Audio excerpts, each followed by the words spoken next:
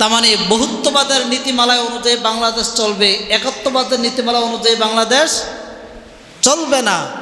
এটা কি মানা যায়? অথচ আল্লাহ বলেন কুল হুয়াল্লাহু আহাদ, একাত্মবাদ। কুল ইয়া আইয়ুহাল কাফিরুন, আমি রবের একাত্মবাদ। লা আ'বুদু মা তা'বুদুন ওয়ালা আনতুম আবিদুনা মা আ'বুদ, সবগুলো একাত্মবাদের সাক্ষী। আল্লাহ বলেন আল্লাহু লা ইলাহা ইল্লা হুয়াল হাইয়ুল কাইয়্যুম, একাত্মবাদের সাক্ষী। আল্লাহু লা ইলাহা ইল্লা হুয়াল হাইয়ুল কাইয়্যুম নাযালা আলাইকাল কিতাব, একাত্মবাদের সাক্ষী। আল্লাহ বলেন আমি আল্লাহ সুবহানাহু ওয়া তাআলা একক, আমার শক্তি রয়েছে, আমার সব কিছু রয়েছে। আমার সাথে যারা শরিক করবে, যারা অন্যকে মিলাবে, তারা হবে ইহুদি, নাসারা, খ্রিস্টান, নাস্তিক, তারা কখনো মুসলমান হতে পারে না। এজন্য তারা বলেন বহুত্ববাদ, বহুত্ববাদ বারবার স্লোগান দেয়। কারণ হলো যদি বহুত্ববাদগিরি করতে পারে তাহলে তাদের হিন্দুদের টুনটুন আওয়াজ বাজবে, বাইতুল মুকাররমের আজান তারা বন্ধ করে দিবে। বহুত্ববাদ। আর আগে দেখেন নাই শাহরুখ খান বাংলাদেশে আসছে, সে পল্টনের সামনে স্টেজ করে আসছে, আরও গায়ক গায়িকা ছিল, এখানে বাইতুল মুকাররমের আজান বন্ধ রাখছে, তাদের নাট্যমঞ্চ বন্ধ রাখে নাই। এটা গত ফেসিস্টের আমলে ছিল। এজন্য ওইটা আবার বাস্তবায়ন করার জন্য চাইতেছে। তারা বলতেছে যে কি করতে হবে, যে বহুত্ববাদ দিয়ে চলবে, একাত্মবাদ দিয়ে চলবে না। আল্লাহ বলেন ইন্নাদ-দীনা ইনদাল্লাহিল ইসলাম, আমার নিকট সবচাইতে মনোনীত পছন্দনীয় ধর্মের নামই হলো ইসলাম। আল-ইয়াওমা আকমালতু লাকুম দীনাকুম ওয়া আতমামতু আলাইকুম নি'মাতি ওয়া রাদিতু লাকুমুল ইসলাম দীনা। আমার যেই ধর্ম আছে, যতগুলো ধর্ম পৃথিবীতে আছে, পূর্ণাঙ্গ ধর্মের নামই হলো ইসলাম। আমি রব ইসলামের জন্য যথেষ্ট, আমি রব ইসলামের উপরে রাজি, আমি রব ইসলামের উপরে সন্তুষ্ট। কেউ যদি ইসলামের উপরে সন্তুষ্ট হয়ে আমার নিকট আসতে পারে সে হবে জান্নাতি। আর কেউ যদি বহুত্ববাদের আকীদা লালন করে, বহুত্ববাদের আকীদা পোষণ করে, এই মানুষটা কখনো মুসলমান থাকতে পারে না। সে নাস্তিক হয়ে যায়, সে কাফের হয়ে যায়। এই মানুষটা মরবে তো সোজা জাহান্নামে চলে যাবে। শুকরিয়া মহান রব্বুল আলামিনের দরবারে যে রব্বে করিম আমাদেরকে জুমার নামাজ আদায় করার উদ্দেশ্যে মসজিদে আসার তৌফিক দিয়েছেন। এজন্য দিল থেকে কালেমাতু শুকর আদায় করি, আলহামদুলিল্লাহ। আজকে আমরা সমসাময়িক কিছু কথা ইনশাআল্লাহ জানব। আমরা জানি যে পত্রপত্রিকায় একটা বিষয়ে অনেক লেখালেখি হইতেছে। গত 19 তারিখ বেশ কিছু নারী একত্রিত হয়ে তিনারা কিছু দাবি আমাদের বর্তমান অন্তর্বর্তীকালীন সরকারের নিকট পেশ করেছেন, যাতে করে এগুলো রাষ্ট্রীয় নীতিমালার মধ্যে চলে আসে। ওইখানে অনেকগুলো দাবি তিনারা উপস্থাপন করছেন, অনেক দাবি। তার মধ্য থেকে আমি আপনাদেরকে 8-10টা দাবি শোনাবো, যে এই দাবিগুলো যদি আদায় করে অথবা বাস্তবায়িত হয় তাহলে আমাদের জন্য ক্ষতি নাকি আমাদের জন্য উপকার, এরকম কয়েকটি দাবি আমি আপনাদেরকে আজকে শোনাবো। ওইখানের মধ্যে তারা একটি দাবি করছেন যে আল্লাহ সুবহানাহু ওয়া তাআলার বিধিবিধান কিভাবে নষ্ট করা যায় এদিকে লক্ষ্য রেখে তারা দাবিগুলো উপস্থাপন করছেন। তাদের চেহারা দেখলে বোঝা যায় না যে এরা মুমিন। তাদের চেহারা, আখলাক, সৌরত দেখলে তাদেরকে নাস্তিকের মতন দেখা যায়, যদিও নাম মুসলমানের, অথবা উচ্চশিক্ষায় শিক্ষিত, বিভিন্ন সাইট তারা সম্মানিত, কিন্তু প্রকৃত মুমিন হিসাবে তাদের চেহারার মধ্যে এরকম কোনো ছাপ দেখা যায় না। যদি তাদের চেহারার মধ্যে এরকম ভালো কোনো ছাপই থাকতো, নূর থাকতো, তাহলে এই ধরনের মেয়ে লোকের মুখ দিয়ে এই কথাগুলো আসতো না। তাদের দাবির মধ্যে একটা দাবি এরকম তারা করেছেন যে জেন্ডার সমতাকে নিশ্চিত করা। তাদের দাবির মধ্যে একটা দাবি কি? জেন্ডার সমতাকে কি করা? নিশ্চিত করা। যে গত বছর একটা দাবি ছিল ট্রান্সজেন্ডার, একটা দাবি ছিল। আমাদের দেশে এটা নিয়ে অনেক কথা হয়েছে, লেখালেখি হয়েছে, আন্দোলন হয়েছে, অনেক প্রতিবাদ হয়েছে। যাক, এক পর্যায়ে গিয়ে ট্রান্সজেন্ডারের বিষয়টা চলে গেছে। ওইটাকে আবার বাস্তবায়ন করার জন্য কৌশলে, সুন্দর পদ্ধতিতে আবার নতুন আরেকটি কথা দিয়ে তারা বাস্তবায়ন করতে চাইতেছে ওই বিষয়টাকে। এজন্য তাদের দাবির মধ্যে একটা বলতেছে কি, জেন্ডার সমতা নিশ্চিত করা, এটা তাদের দাবি।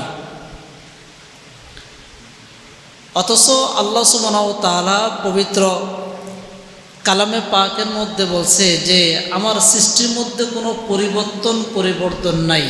আল্লাহ এই কথাটা বলছে। যেমন দেখা যায় একটা পাখি আল্লাহ বানাইছেন, পৃথিবীর এরকম কোনো মানুষ আদৌ জন্ম নেয় নাই এই পাখিটাকে একটা মানুষ গরু বানাইতে পারবে।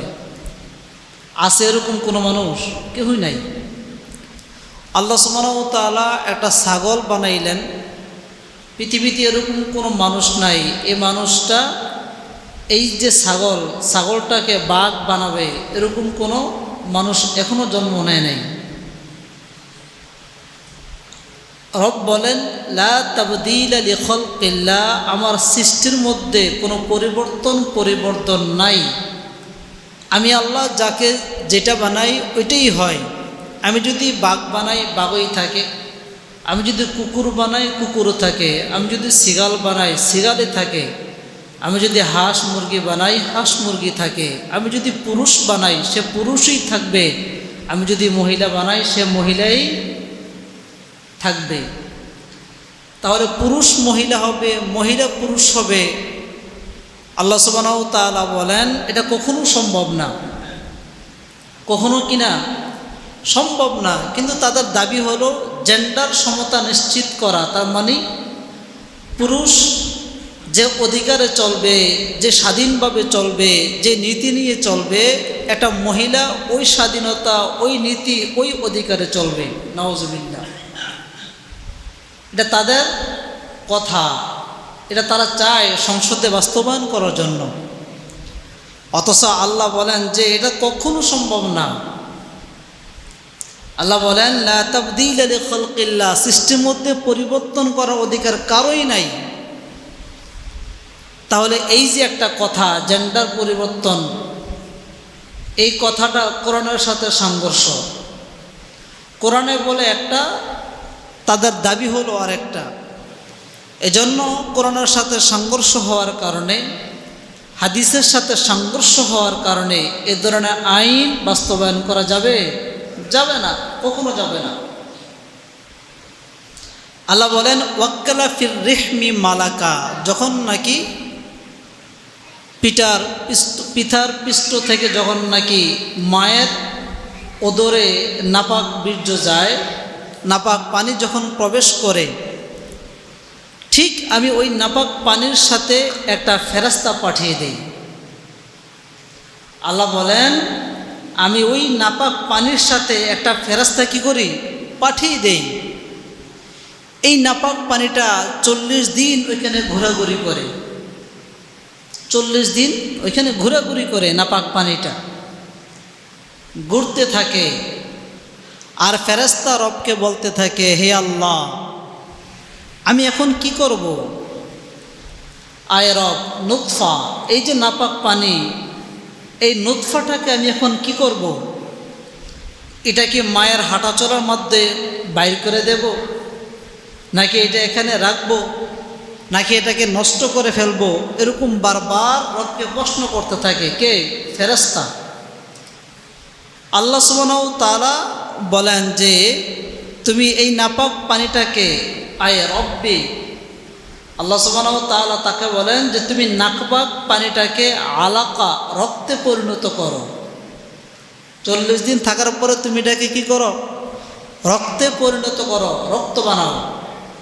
তখন এই নাপাক পানিটা আল্লাহ সুবহানাহু ওয়া তাআলার আদেশ অনুযায়ী এটা কি হয়ে যায়? রক্ত হয়ে যায়। রক্ত হয়ে এটা ঘুরতে থাকে। ফেরেশতা আল্লাহকে বলে, হে আল্লাহ, আমি কি রক্তটাকে ধ্বংস করে দেব, নষ্ট করে দেব? দেখেন, যখন নাকি নাপাক পানি প্রবেশ করে তখন থেকেই ফেরেশতা নাপাক পানির সাথে বিদ্যমান। আল্লাহ সুবহানাহু ওয়া তাআলা ফেরেশতাকে বলে, হে ফেরেশতা, তুমি সর্বদাই থাকবে এই নাপাক পানির সাথে। ফেরেশতা এই কথা বলে না যে আমি তো পবিত্র, এটা তো অপবিত্র, তার সাথে কেন থাকবো, এই কথা বলে না।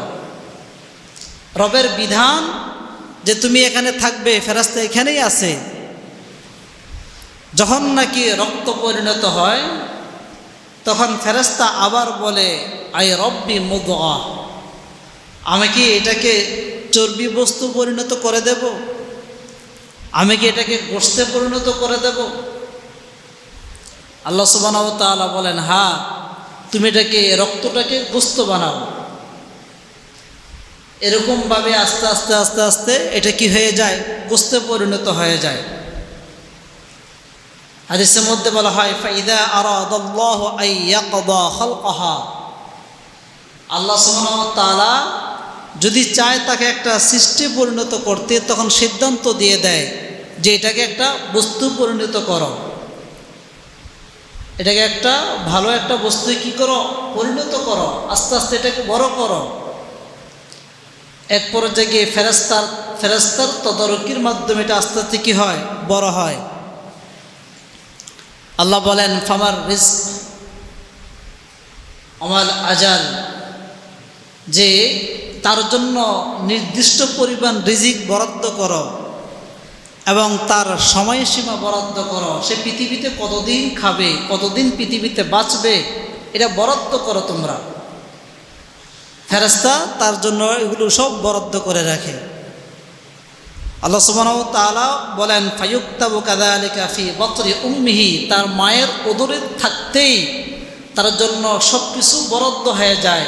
ফাকাসাউনাল ইযামা লাহমা, যখন নাকি সব কিছু আবৃত করে চামড়ায়, সুম্মা আনশানাহু খালকান আখার, যখন একটি রূপে রূপান্তরিত হয়, এটা রূপ ধারণ করে, ফাতাবারাকাল্লাহু আহসানুল খালিকিন, আল্লাহ সুবহানাহু ওয়া তাআলা কতই না বরকতপূর্ণ সৃষ্টিকারী, সুন্দর বানানেওয়ালা, তৈরি করেনেওয়ালা। আল্লাহ সুবহানাহু ওয়া তাআলা বলেন, যখন নাকি তারা হাত, মুখ, চোখ, কান সব কিছুই হয়ে যায়, তখন মায়ের উদর থেকে আমি তাকে কি করি? বাহির করি। হাদিসের মধ্যে আছে যে আল্লাহ সুবহানাহু ওয়া তাআলা কয়েকদিন পর পর প্রশ্ন করতে থাকে যে তাকে আমরা কি করব। বলা হয়, শাকিয়ুন আম সাঈদুন, তাকে কি আমি সৌভাগ্যশীল অথবা দুর্ভাগ্যশীল, ভালো অবস্থা অথবা খারাপ অবস্থা রাখবো, এগুলো বলে। বিভিন্ন কথা এই নাপাক পানি এর সাথে যে ফেরেশতা থাকে, এই ফেরেশতা বিভিন্ন কথা রবের সাথে বলতে থাকে। তো যেটা বলতেছিলাম যে আল্লাহ সুবহানাহু ওয়া তাআলা আমাকে আপনাকে সৃষ্টি করার জন্য বারবার বারবার বারবার কথা বলতে হয়। ফেরেশতারা বারবার আপনার পক্ষে রবের নিকট বিভিন্ন মেসেজ দেয়। এক পর্যায়ে গিয়ে আমরা সুন্দর একটা মানব দেহে পরিণত হই। আল্লাহ সুবহানাহু ওয়া তাআলা আমাদেরকে পাঠায়। এখন জমিনে এসে আমরা কি বলি যে জেন্ডার সমতা নিশ্চিত করা, তার মানে আপনি যে আমাকে পুরুষ বানাইছেন এটা আমার ভালো লাগে না, অথবা আপনি যে আমাকে নারী বানাইছেন, নারী হিসেবে আমি পছন্দনীয় না, আমি যখন মন চাই তখন আমি নারী হব, যখন মন চাই তখন আমি পুরুষ হব। নাউজুবিল্লাহ, এটা তাদের কথা। অনেকগুলো দাবির মধ্যে এটা একটা দাবি তারা করছে, জেন্ডার সমতা কি করা? নিশ্চিত করা। আমি যখন চাই তখন নারী হব, যখন চাই তখন পুরুষ হব। এটা কি সম্ভব? সম্ভব না। এটা করোনার সাথে যায় না। এজন্য তাদেরকে নাসারা, খ্রিস্টান তাদের চেয়ে তারা খারাপ বলা হয়, নাস্তিক বলা হয়। তাদের 2 নম্বর আরেকটি কথা যে বহু বিবাহ রোধ করা, বহু বিবাহ কি করা? বাতিল করা। এটা তাদের আরেকটা দাবি। অথচ আল্লাহ কোরআনে বলেন ফানকিহু মা তাবা লাকুম মিনান নিসা ইমাসনা ওয়া সুলাসা ওয়া রুবা', যে তোমরা বিবাহ করো, শর্ত সাপেক্ষে তোমরা কি করো? বিবাহ করো। মা তাবা লাকুম মিনান নিসা ইমাসনা ওয়া সুলাসা ওয়া রুবা', তোমরা 2টা বিবাহ করো, পারলে 3টি বিবাহ করো, পারলে তোমরা রুবা' 4টি বিবাহ করো। রব বলছেন যে তোমরা বিবাহ করো। এখন আমরা বলতেছি কি? বহু বিবাহ কি করতে? বাতিল করতে। আমাদের কথাটা সঠিক নাকি রবের কথা সঠিক? জোরে বলেন। আল্লাহর কথা সঠিক। এখন বলতে পারেন যে বহু বিবাহ যদি বাতিল করে তাহলে সমস্যা কোথায়? অনেক সমস্যা। আপনি যদি কোরআন হাদিসের চোখ দিয়ে তাকান তাহলে অনেক সমস্যা দেখবেন, আর যদি নাস্তিক্যবাদের চোখ দিয়ে তাকান কোনো সমস্যা দেখবেন না। যেমন আমি আপনাদেরকে বলি, যদি বহু বিবাহ যদি বাতিল করা হয় তাহলে একটা নারীর জন্য কত অপদস্থ হতে হয়, লাঞ্ছিত হতে হয়, এটা বলার অপেক্ষা রাখে না।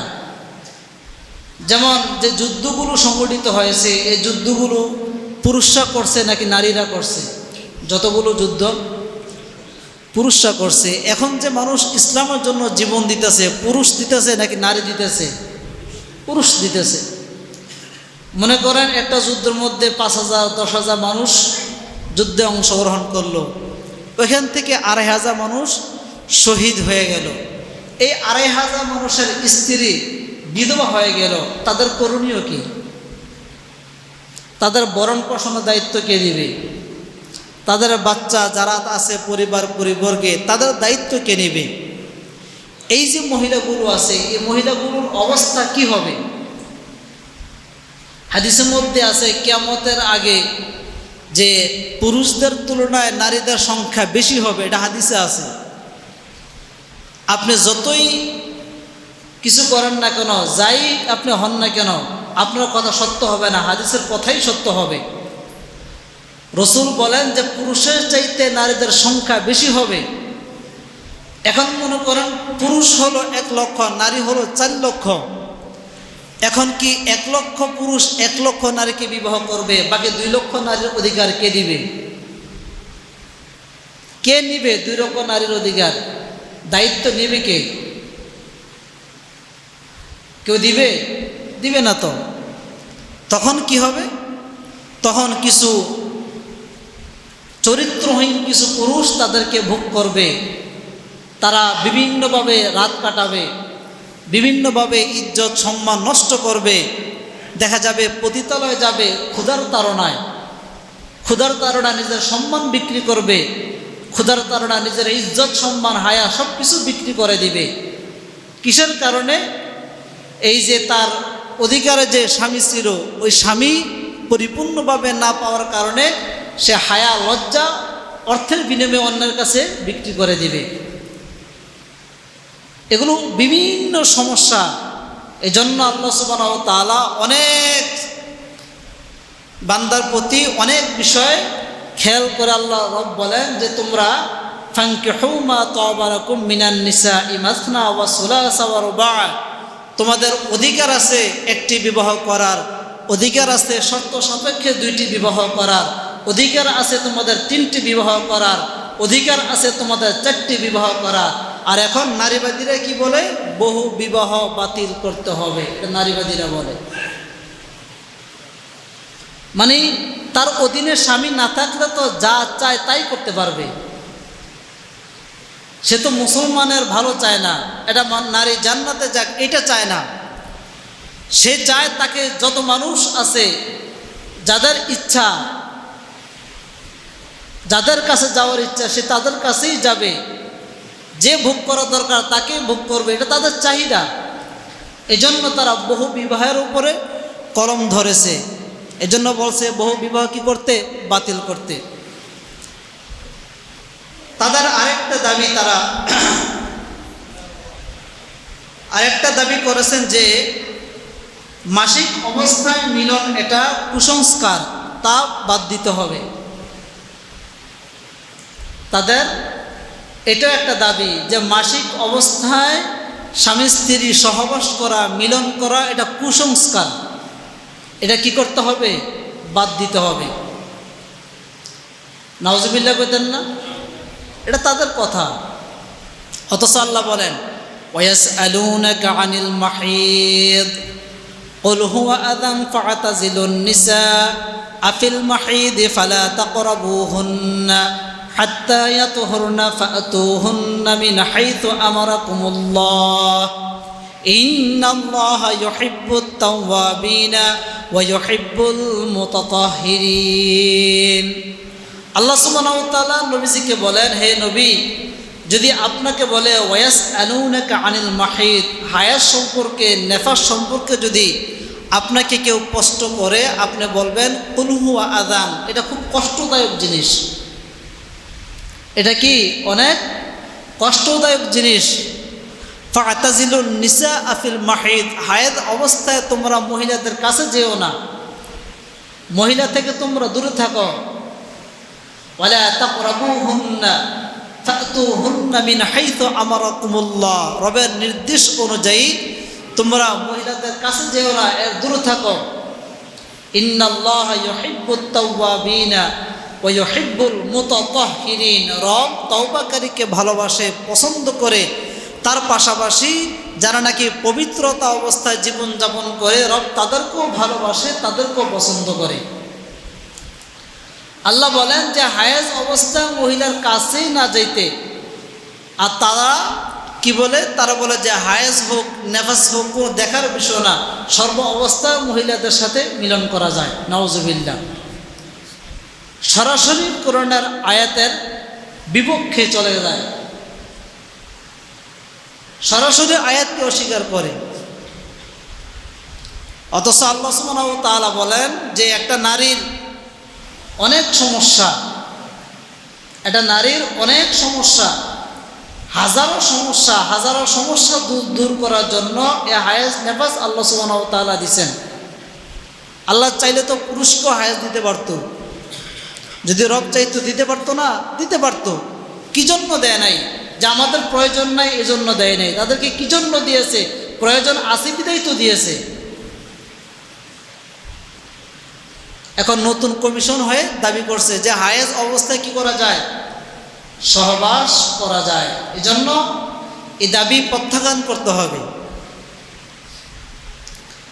তাদের আরেকটি কথা, তারা বলতেছে যে শরীর আমার, সিদ্ধান্ত আমার। শরীর আমার, সিদ্ধান্ত কি আমার। ওই যে অনেক বছর আগে তসলিমা নাসরিন বাংলাদেশ থেকে চোরের মতন পালাইছে, সে আইন আবার বাস্তবায়ন করার জন্য এখন আবার ওই কথাটা নিয়ে আসছে। তসলিমা নাসরিনের বক্তব্য কি ছিল?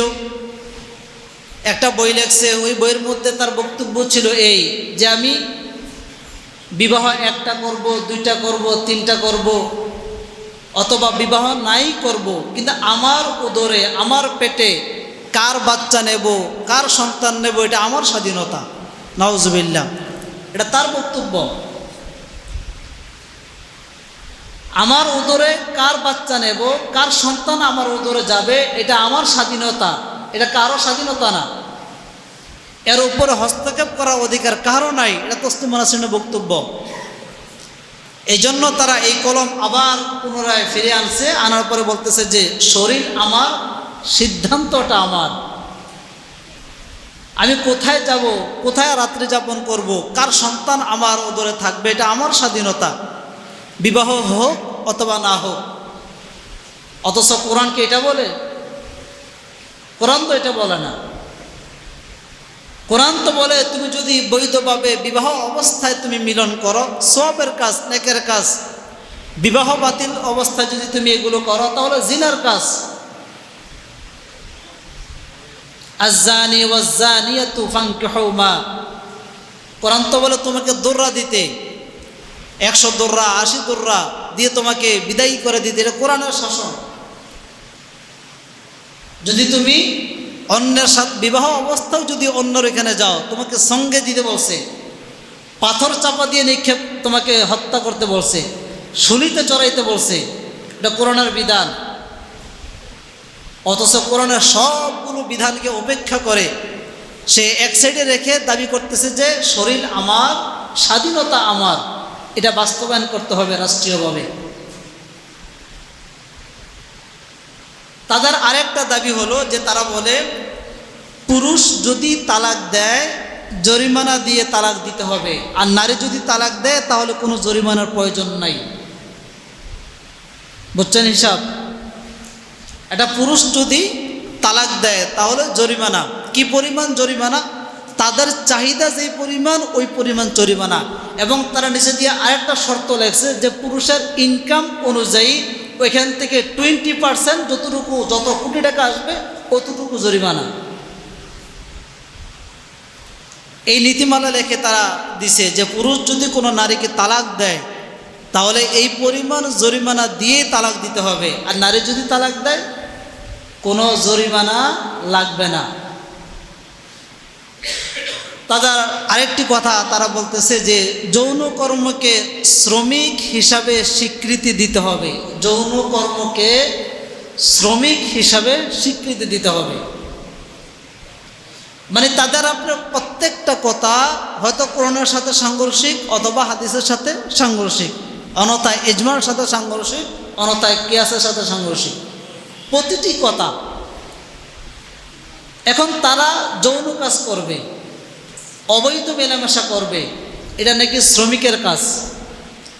শ্রমিক যেরকমভাবে শ্রম দেয়, শ্রম দেওয়ার পরে একটা মূল্য পায়, একটা টাকা পায়, অর্থ পায়, তারাও যৌন কাজ করবে। এই যৌন কাজের বিনিময়ে তারাও কী পাবে? অর্থ পাবে, তারাও টাকা পাবে, তারাও মূল্য পাবে।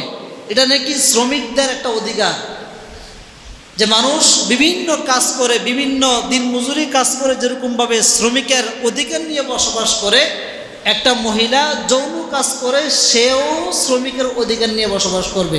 নাউজুবিল্লাহ। তাদের দাবি প্রত্যেকটা দিন এগুলো নিয়ে কথা হইতেছে, গত 19 তারিখ থেকে নিয়ে আজ পর্যন্ত। এটা এখনও বাস্তবায়ন হয় নাই। বাস্তবায়ন না করার জন্য অনেক আলেম ওলামা বিভিন্নভাবে ডক্টর ইউনূসের কাছে বিভিন্ন দরখাস্ত স্মারকলিপি দিতেছে, এবং আগামীকাল পুরো ঢাকা লং মার্চ হবে যাকে এগুলো বাস্তবায়ন না হয়। তাদের আরেকটি কথা হলো যে নারীদের সম্পত্তি সমান উত্তরাধিকারে নিশ্চিত করতে মুসলিম ও হিন্দু উত্তরাধিকারী আইন সংশোধন করা জরুরি। আবার বুঝেন, আমি এই কথাগুলো তাদের তো অনেক প্রায় 400 কতটা জানি শর্ত তারা দিছে, এর মধ্যে 8-9টা আমি আপনাদের সামনে আনছি শোনানোর জন্য। আবার শোনেন কি বলছে, যে নারীদের সম্পত্তির সমান উত্তরাধিকারী নিশ্চিত করতে, তার মানে একটা পুরুষ যে পরিমাণ সম্পদ পাবে মিরাস সূত্রে, উত্তরাধিকারী মানে মিরাস সূত্রে একটা পুরুষ যেই পরিমাণ সম্পদ পাবে একটা নারী হুবাহু ওই পরিমাণ সম্পদ পাবে। এটা নিশ্চিত করতে মুসলিম ও হিন্দু উত্তরাধিকারী আইন সংশোধন করা জরুরি। তার মানে আমাদের মুসলমানের আইন হলো পুরুষের অর্ধেক পাবে নারী, হিন্দুদের আইনও পুরুষের অর্ধেক পাবে কি নারী। বাকি খ্রিস্টান অন্য অন্য ধর্মাবলম্বীদের আইন আমাদের সাথে মিলে না। আমাদের দুইটা আইন যাতে একসাথে মিলে গেছে, হিন্দু এবং মুসলমান, এজন্য তারা হিন্দু ও মুসলিম আইন সংশোধন করা জরুরি। অথচ রব কি বলছেন, ইউসিকুমুল্লাহু ফি আওলাদিকুম লিযযাকারি মিসলু হাজ্জিল উনসায়াইন।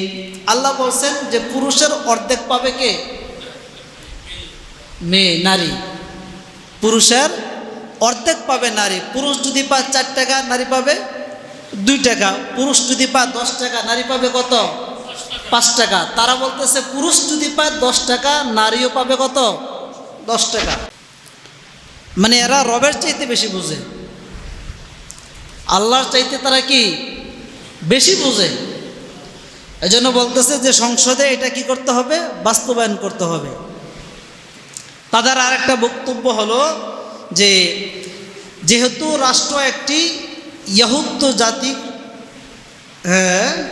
ইহুজাতিক সত্তা, যেহেতু রাষ্ট্র একটি ইহুজাতিক সত্তা, সেহেতু কোনো ধর্মীয় বিধান অনুসরণ করে সংবিধান শুরু করা উচিত নয়। আপনার কাল হলো দুইটি, একটা হলো ইহকাল আর একটা হলো কি পরকাল। ইহকাল মানে এই দুনিয়া, পরকাল মানে কি আখেরাত। তাদের কথা হলো যেহেতু রাষ্ট্র একটি ইহুজাতিক মানে যে ইহকাল যেটা আছে এটার সাথে তো দুনিয়া সম্পর্ক, এজন্য ইহজাতিক সত্তা, সেহেতু কোনো ধর্মীয় বিধান অনুসরণ করে সংবিধান শুরু করা উচিত নয়। সেহেতু কোনো ধর্মীয় বিধান অনুসরণ করে সংবিধান শুরু করা কি নয়? উচিত নয়। তাছাড়া এটি ধর্মকে প্রাধান্য দিয়ে ধর্ম নিয়ে নিরপেক্ষতা নীতির সাথে সাংঘর্ষিক। তার মানে একটি ধর্মকে প্রাধান্য দিয়ে ধর্ম নিরপেক্ষতা নীতির সাথে এটা কি সাংঘর্ষিক। তাদের এই কথা হলো যে এটা হলো ইহকাল। এই ইহকালের মধ্যে তাদের যে বক্তব্য, ওই বক্তব্য অনুযায়ী রাষ্ট্র চলবে। যে কোনো একটা ধর্মকে টার্গেট করে, সেটা হিন্দু হোক, মুসলিম হোক, খ্রিস্টান হোক, যাই হোক, যে কোনো একটা ধর্মকে টার্গেট করে ওই ধর্মের নীতিমালা রাষ্ট্রের মধ্যে এটা সংবিধানে আসতে পারবে না। তার মানে চাহিদা অনুযায়ী নীতিমালা রাষ্ট্রের মধ্যে দিতে হবে। এটা দ্বারা উদ্দেশ্য কি জানেন? উদ্দেশ্য হলো এই যে এখন নতুন করে আবার বিসমিল্লাহির রহমানির রহিম সংবিধানে বসাইছে, এটাকে আবার বাতিল করে দিতে, এটা হলো মূল উদ্দেশ্য। তার মানে আমাদের দেশে এখন নতুন করে বিসমিল্লাহ দিছে। বিসমিল্লাহ তো কোনো হিন্দু, খ্রিস্টান, ইহুদি, নাসারাদের কিনা কথা না, এটা কার কথা? মুসলমানের কথা। এজন্য বলতেছে এটাকে এখন কি করতে হবে? বাতিল করতে হবে। তার মানে সংসদে বিসমিল্লাহ রাখা যাবে না, আইনে বিসমিল্লাহ রাখা যাবে না, সব জায়গা থেকে বিসমিল্লাহকে আবার কি করতে হবে? বাদ দিতে হবে। তাদের কথা। তাদের আরেক কথা হলো যে বহুত্ববাদের উপর বাংলাদেশ চলতে পারে না। বহুত্ববাদের উপর বাংলাদেশ চলবে, একত্ববাদের উপর বাংলাদেশ চলতে পারে না। বহুত্ববাদ বুঝছেন? বহুত্ববাদ মানে আপনি যে বলছেন এই আশহাদু আল্লা ইলাহা ইল্লাল্লাহ, এটা চলবে না। বহুত্ববাদ মানে আপনি বলছেন লা ইলাহা ইল্লাল্লাহ, চলবে না। বহুত্ববাদ মানে আপনি বলছেন কুল হুয়াল্লাহু আহাদ, চলবে না। এগুলো বাদ। তার মানে আল্লাহ যে একক, অদ্বিতীয়, এটা চলবে না। অনেক আল্লাহ আছে, ওইটা চলবে। তাদের বক্তব্য কি? অনেক আল্লাহ আছে, যে আপনি খাইতে পারতেছেন না, আপনাকে কে খাওয়াবে? অমুক দেবতা খাওয়াবে। আপনাকে কে বাঁচাবে? অমুক গণেশ বাঁচাবে। আপনাকে কে রক্ষা করবে? অমুক দেবতা রক্ষা করবে। আপনাকে কে বাঁচাবে? ওই হাতে বাঁচাবে, ওই পূজায় বাঁচাবে, ওই রাতে বাঁচাবে, ওই তুলসী পাতে বাঁচাবে, ওই চন্দ্রে বাঁচাবে। বিভিন্ন শক্তি এখানে রবের সাথে কি করছে? শরিক করছে। তার মানে বহুত্ববাদের নীতিমালা অনুযায়ী বাংলাদেশ চলবে, একত্ববাদের নীতিমালা অনুযায়ী বাংলাদেশ চলবে না। এটা কি মানা যায়? অথচ আল্লাহ বলেন কুল হুয়াল্লাহু আহাদ, একত্ববাদ। কুল ইয়া আইয়ুহাল কাফিরুন, আমি রবের একত্ববাদ। লা আ'বুদু মা তা'বুদুন ওয়ালা আনতুম আবিদুনা মা আ'বুদ, সবগুলো একত্ববাদের সাক্ষী। আল্লাহ বলেন আল্লাহু লা ইলাহা ইল্লা হুয়াল হাইয়ুল কাইয়্যুম, একত্ববাদের সাক্ষী। আল্লাহু লা ইলাহা ইল্লা হুয়াল হাইয়ুল কাইয়্যুম নাযালা আলাইকাল কিতাব, একাত্মবাদের সাক্ষী। আল্লাহ বলেন, আমি আল্লাহ সুবহানাহু ওয়া তাআলা একক, আমার শক্তি রয়েছে, আমার সব কিছু রয়েছে। আমার সাথে যারা শরিক করবে, যারা অন্যকে মিলাবে, তারা হবে ইহুদি, নাসারা, খ্রিস্টান, নাস্তিক, তারা কখনো মুসলমান হতে পারে না। এজন্য তারা বলেন বহুত্ববাদ, বহুত্ববাদ বারবার স্লোগান দেয়। কারণ হলো, যদি বহুত্ববাদগিরি করতে পারে তাহলে তাদের হিন্দুদের টুনটুন আওয়াজ বাজবে, বাইতুল মুকাররমের আজান তারা বন্ধ করে দিবে। বহুত্ববাদ। আর আগে দেখেন নাই, শাহরুখ খান বাংলাদেশে আসছে, সে পল্টনের সামনে স্টেজ করে আসছে, আরও গায়ক গায়িকা ছিল, এখানে বাইতুল মুকাররমের আজান বন্ধ রাখছে, তাদের নাট্যমঞ্চ বন্ধ রাখে নাই। এটা গত ফেসিস্টের আমলে ছিল। এজন্য ওইটা আবার বাস্তবায়ন করার জন্য চাইতেছে। তারা বলতেছে যে কি করতে হবে, যে বহুত্ববাদ দিয়ে চলবে, একাত্মবাদ দিয়ে চলবে না। আল্লাহ বলেন, ইন্নাদ-দীনা ইনদাল্লাহিল ইসলাম, আমার নিকট সবচাইতে মনোনীত পছন্দনীয় ধর্মের নামই হলো ইসলাম। আল ইয়াউমা আকমালতু লাকুম দীনাকুম ওয়া আতমামতু আলাইকুম নি'মাতি ওয়া রাদিতু লাকুমুল ইসলাম দীনা। আমার যেই ধর্ম আছে, যতগুলো ধর্ম পৃথিবীতে আছে, পূর্ণাঙ্গ ধর্মের নামই হলো ইসলাম। আমি রব ইসলামের জন্য যথেষ্ট, আমি রব ইসলামের উপরে রাজি, আমি রব ইসলামের উপরে সন্তুষ্ট। কেউ যদি ইসলামের উপরে সন্তুষ্ট হয়ে আমার নিকট আসতে পারে, সে হবে জান্নাতি। আর কেউ যদি বহুত্ববাদের আকীদা লালন করে, বহুত্ববাদের আকীদা পোষণ করে, এই মানুষটা কখনো মুসলমান থাকতে পারে না। সে নাস্তিক হয়ে যায়, সে কাফের হয়ে যায়। এই মানুষটা মরবে তো সোজা জাহান্নামে চলে যাবে। এজন্য তাদের অনেক আকীদা দেখবেন, তাদের চেহারার মধ্যে আরও কি মানে হাস্যর্য কথা। মহিলা কি বলতেছে, যে আপনি তো এই পর্দা ছাড়া এখানে আসছেন, এগুলো ডক্টর ইউনূস সাহেবের সামনে দিছেন, আপনি যে টিপ দিছেন কারণটা কি? সে বলতেছে যে টিপের যে জায়গাটা আছে, এই টিপের জায়গার ভিতরে নিচের যে সাইড আছে, আমি এটা পর্দা করছি। সে টিপের জায়গাটাকে কি করছে? পর্দা করছে, অথচ চেহারা খোলা। এজন্য এ কথাগুলো আমাদের বিশ্বাস করা যাবে না। আগামীকাল বাংলাদেশ হেফাজতে ইসলামের ব্যানারে সোহরাওয়ার্দী কী হবে?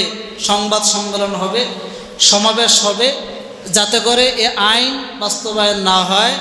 এজন্য আমরা যারা পারবো যাব, যারা পারবো না আমরা ইনশাল্লাহ দোয়া করব, যাতে করে রাষ্ট্রীয়ভাবে এগুলো আইন বাস্তবায়ন না হয়। যদি এগুলো হয় তাহলে করোনার সাংঘর্ষিক, এগুলো হলে আমাদের ইমান চলে যাবে। আর যারা এখানে বসে আছে দেখবেন সবগুলো মহিলার এই হাফ হাফ চুল, কাঁধ পর্যন্ত, চেহারার মধ্যে কোনো নূর নাই। এগুলো খ্রিস্টান, যদিও নাম মুসলমান, আসলে মুসলমান না, এক একটা শয়তানের চেহারার মতন দেখা যায়। এগুলো নাস্তিক, ব্লগারদের একটি টিম। এগুলো মুসলমান না, এগুলো নাস্তিক মূলত। তারা একটা কমিশন পেয়ে এখন নারীর সংস্কার করবে, ভালো কথা। তোমরা আরও ভালো ভালো জিনিস আছে না, ওগুলো সংস্কার করো, নারীদের অধিকার সংস্কার করো, নারীরা নির্যাতন হইলে ফাঁসি, এগুলো সংস্কার করো না। কিভাবে নারীদেরকে গোটা সমাজে ছড়িয়ে দেওয়া যায়, কিভাবে নারীদেরকে বেশ্যার দিকে নেওয়া যায়, কিভাবে নারীদের ইমান আমল ধ্বংস করা যায়, এ আইন তোমরা বাস্তবায়ন করো। অথচ যেগুলো আল্লাহ সুবহানাহু ওয়া তাআলা করোনার সাথে সংঘর্ষ, এগুলো তোমরা বাস্তবায়ন করো। অথচ আল্লাহ তাআলা বলেন যে তাদের অধিকার আমি দিলাম, নারীদের বেঁচে থাকার অধিকার তো আমি দিলাম।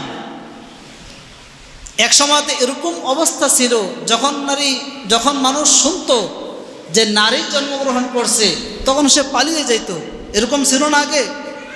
আমাদের নবীর আগে ইতিহাস তো এমনও ছিল।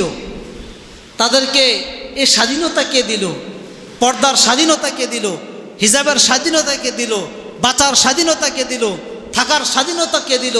তাদেরকে যে এখন কোটা দিতেছে সব জায়গায়, যে কোনো জায়গায় তাদের 3 জন 4 জন একটা কোটা অধিকার যেটা আছে বাস্তবায়ন, এটা স্বাধীনতা কি দিল? ইসলাম স্বাধীনতা দিছে।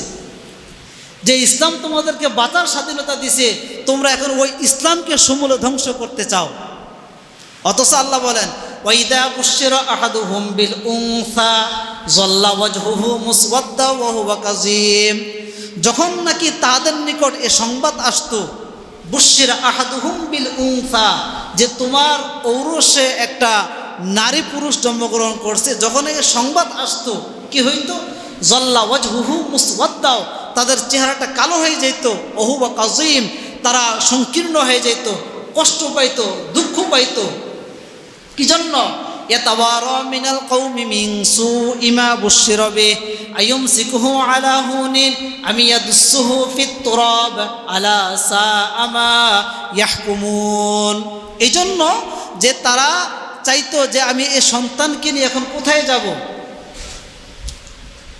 আমি ইয়াদুসসুহু ফিত তুরাব, তাকে আমি মাটির মধ্যে দাফন করে দেব, নাকি তাকে আমি বাঁচিয়ে রাখবো, নাকি আমি বনবাস হয়ে যাব, নাকি আমি চলে যাব? সে কোথাও যাইতো না। ঘর থেকে 1 সপ্তাহ 2 সপ্তাহ 3 সপ্তাহ 1 মাস ঘর থেকে কোনো পুরুষটাত বাইরে হইতো না। কেন ভাই, তুমি কি জন্য বাইর হও নাই? বলো ভাই লজ্জা লাগে, আমার ঔরসে নারী জন্মগ্রহণ করছে, লজ্জা লাগে, এজন্য বাইর হয় নাই। নারী জন্মগ্রহণ করছে, লজ্জা লাগে, এজন্য এক একটা পুরুষ 2 মাস 3 মাস পর্যন্ত ঘর থেকে বাইর হয় নাই। মুখ কোথায় দেখাবে, কাকে দেখাবে? আল্লাহ বলেন ফিত তুরাব, যে তাদেরকে যখন নাকি শুনতো যে নারী জন্মগ্রহণ করছে, সাথে সাথে মাটিতে দাফন করে দিত, জীবন্ত নারী মাটিতে দাফন করত। অথচ ইসলাম আসার পরে তোমাদেরকে এত স্বাধীনতা দিল, এত কিছু করলো, ইসলামের কারণে তোমরা বেঁচে আছো, আর এখন চাইতেছো ইসলামকে সমূলে ধ্বংস করতে। এটা কি সম্ভব? কি বলেন, সম্ভব এটা? ইসলামকে কেউ ধ্বংস করতে পারবে? আরো জোরে বলেন। ইউরিদুনা লিইউতফিউ নূরাল্লাহি বিআফওয়াহিহিম, আল্লাহ বলেন যত মানুষ চেষ্টা করুক ইসলামের আলোকে নিভিয়ে দিতে, ধ্বংস করতে, কিয়ামত পর্যন্ত যদি তারা চেষ্টা করে, ইসলামের একটা পশমও ছিঁড়তে পারবে না। ইসলামের একটা পশমও ছিঁড়তে পারবে না। ওহুয়াল আজিজুল হাকিম, আমি আল্লাহ এমন শক্তিশালী, এমন পাওয়ারফুল। এজন্য হাজারো বৎসর ধরে একটা মানুষ কর্তৃত্ব খাড়ায়, চেয়ার খাটায়, হাজারো বৎসর ধরে এই চেয়ারে তার উত্তরাধিকারী সকলে শাসন করে। আমি আল্লাহ যদি নাকি একটু ঢিল দেই, মুহূর্তের মধ্যে চেয়ার ছেড়ে সে অন্য জায়গায় পালাতে বাধ্য হয়। এটা রবের কথা। ফেরাউন চেয়েছিল আজীবন বাঁচবে, বাঁচতে পারে নাই। হামান চেয়েছিল, বাঁচতে পারে নাই। সাদ্দাত চেয়েছিল, বাঁচতে পারে নাই। উমাইয়া চেয়েছিল, বাঁচতে পারে নাই। উকবা ইবনে আবি মুঈত চেয়েছিল, বাঁচতে পারে নাই। আবু জাহেল চেয়েছিল, বাঁচতে পারে নাই। হামান, ফেরাউন সকলে চেয়েছিল সারা জীবন পৃথিবীতে থাকবে, সব কিছু তারা শাসন করবে, বাঁচতে পারে নাই। রব বলেন আমার ফেরেশতা যখন নাকি গিয়ে ধরছে, আর সুযোগ নাই, ফেরেশতা থেকে একটা সেকেন্ডের সময়ও নিতে পারে নাই। এজন্য ইসলামকে মাইনাস করে পৃথিবী চলতে পারে না। যতদিন পর্যন্ত ইসলাম আছে ততদিন পর্যন্ত পৃথিবী আছে। যখনই ইসলাম ধ্বংস হয়ে যাবে, সাথে সাথে পৃথিবী কি হয়ে যাবে? ধ্বংস হয়ে যাবে। এজন্য কিয়ামতের আলামতের মধ্যে অন্যতম একটি আলামত, ইসলাম আছে, পৃথিবী আছে। ইসলাম নাই, কিয়ামত শুরু হয়ে যাবে। এজন্য আমরা বিভিন্নভাবে লেখালেখি করব যে নারীদের এই অধিকার, এই সংস্কার বাস্তবায়ন হবে না। লেখালেখি করব, বলাবলি করব, প্রতিবাদ করব। আল্লাহ তাআলা আমাদের সকলকে ঈমান নিয়ে বেঁচে থাকার তৌফিক দান করুক। সকলে বলে আমিন।